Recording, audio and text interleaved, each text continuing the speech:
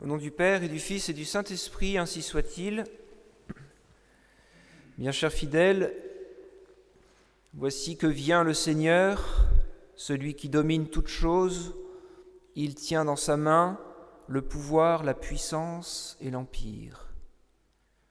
Ce sont les paroles que nous avons lues à l'instant dans l'introïte de cette messe de l'Épiphanie et qui sont extraites de la belle prière prononcée par le roi David alors qu'il avait rassemblé les richesses nécessaires pour la construction du temple de Jérusalem. Temple de Jérusalem qui sera mis en œuvre par son fils Salomon, qui sera la demeure de Dieu au milieu de son peuple. Et donc le roi David, ayant rassemblé toutes les richesses nécessaires à la construction de ce temple, eh bien, il voit là l'avènement vraiment du bon Dieu qui vient s'établir au milieu de son peuple. Voilà.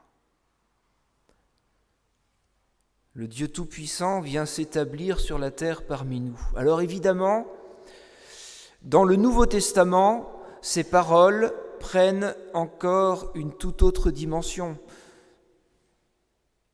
Car voici que Dieu, c'est le mystère que nous célébrons à Noël, Dieu vient en personne, en substance, parmi nous. Il fait son entrée en ce monde qu'il a créé. Il apparaît à nos yeux tel que attendu et annoncé par les prophètes. Petit enfant né de la Vierge Marie dans une pauvre grotte aux environs de Bethléem. Il apparaît en ce monde, il vient établir son séjour parmi nous, non plus de manière figurative, mais en personne. Et quelle pauvreté, quelle discrétion, dans la nuit, sans bruit, à l'écart. Notre Dieu est un Dieu caché. Le prophète Isaïe avait inscrit, c'est le prophète Isaïe qui a cette parole, notre Dieu est un Dieu caché. Et c'est d'ailleurs cette citation d'Isaïe qui se trouve inscrite sur la porte de notre tabernacle ici, à Nantes. Notre Dieu est un Dieu caché. Pourtant, les anges, dans la nuit de Noël, se manifestent aux bergers pour les inviter à la crèche, les anges. Et une étoile surtout apparaît en Orient, une étoile qui appelle les mages à se mettre en route. Les rois mages voient l'étoile, ils comprennent sa signification. Là, il y a une intervention de Dieu pour leur enseigner la signification de cette étoile. Le Saint-Esprit est à l'œuvre dans leur âme réceptive. Et donc ils se mettent en route, ils arrivent à Jérusalem, suivant l'étoile, après leur long voyage, et là ils se présentent au palais d'Hérode à Jérusalem, en demandant « Où est le roi des Juifs qui vient de naître ? Nous avons vu son étoile en Orient et nous sommes venus l'adorer. » À ces mots, nous dit l'Évangile, le roi Hérode se trouble et tout Jérusalem avec lui. Et les rois mages n'ont pas eu peur de révéler le motif de leur voyage et surtout la cause miraculeuse qui les a décidés à partir, l'étoile, au risque peut-être que l'on se moque d'eux, que l'on sourit. Non, ils n'ont pas eu peur. À l'époque, on n'était pas rationaliste comme de nos jours. La demande des rois mages est prise très au sérieux. Quel est donc cet enfant nouveau-né dont une étoile depuis l'Orient a marqué l'avènement ? Ce détail n'est pas anodin, il était annoncé. On se souvient de la prophétie illustre de Balaam qui avait dit « Une étoile sortira de Jacob, un sceptre s'élèvera d'Israël ». Alors les scribes et les docteurs de la loi sont immédiatement consultés par Hérode pour savoir ce que disent les prophètes à propos de cet avènement. Où les prophètes ont-ils annoncé la naissance du Messie ? À Bethléem, répondent-ils en citant le prophète Michée, c'est de toi, Bethléem, que sortira le pasteur qui conduira mon peuple. Hérode est bouleversé. Il est mis devant l'évidence de l'accomplissement des prophéties. Mais son cœur, malheureusement, appartient tout entier à Satan.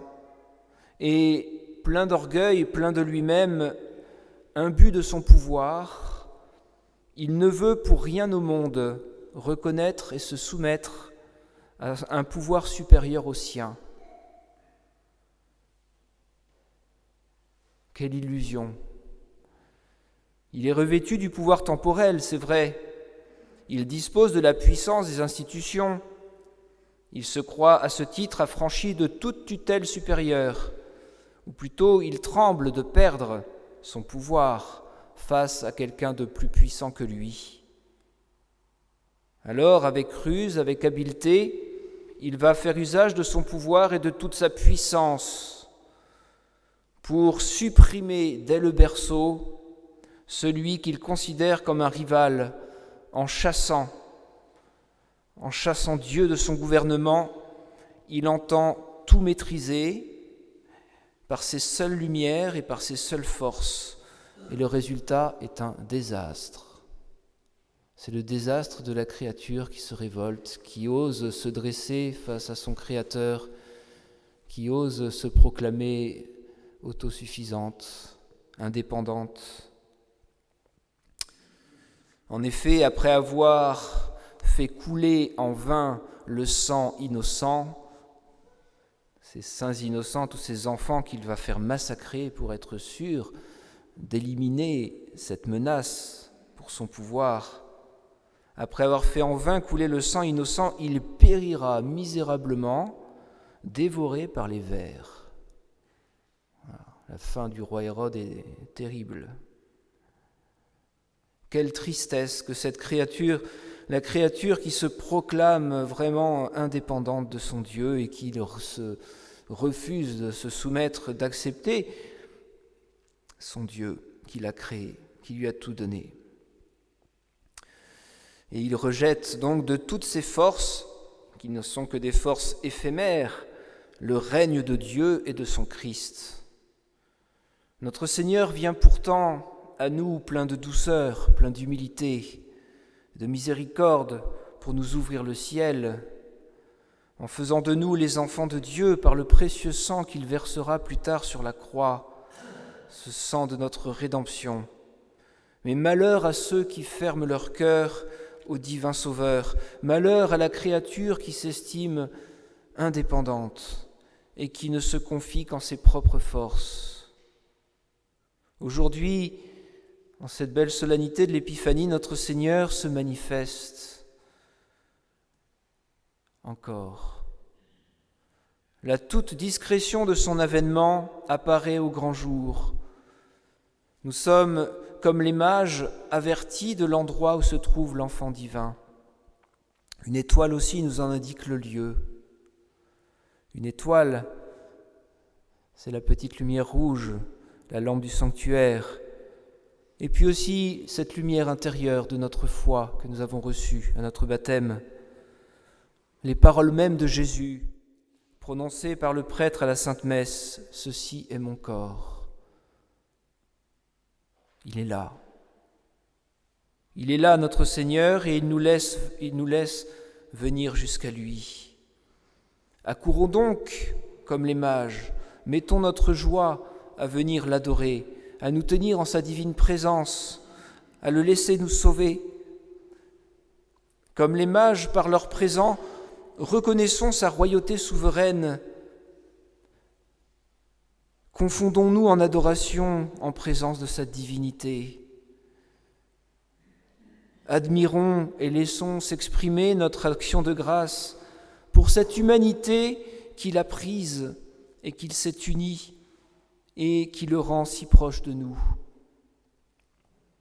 Comme les mages, nous venons à lui porter nos offrandes, mais il y a quelque chose de bien plus grand encore pour nous que pour les rois mages, car Jésus sur l'autel s'offre pour nous en sacrifice, et il se donne en nourriture.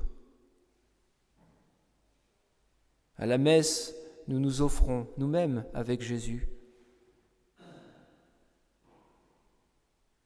Et nous offrons au Père éternel Jésus lui-même. Il n'y a rien de plus grand que la Sainte Messe. Que ce mystère ineffable ne lasse jamais nos âmes. Notre Dieu, c'est vrai, est un Dieu caché. C'est là toute la difficulté pour nous, difficulté pour notre foi.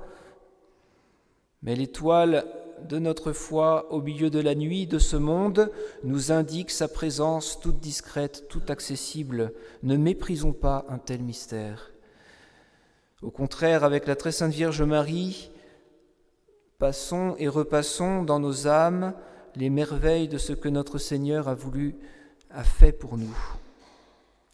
Et qu'alors il règne dans nos cœurs, qu'il règne aussi dans nos maisons, dans nos familles, qu'il rayonne partout où nous allons dans la nuit de ce monde. Ainsi soit-il. Au nom du Père et du Fils et du Saint-Esprit, ainsi soit-il.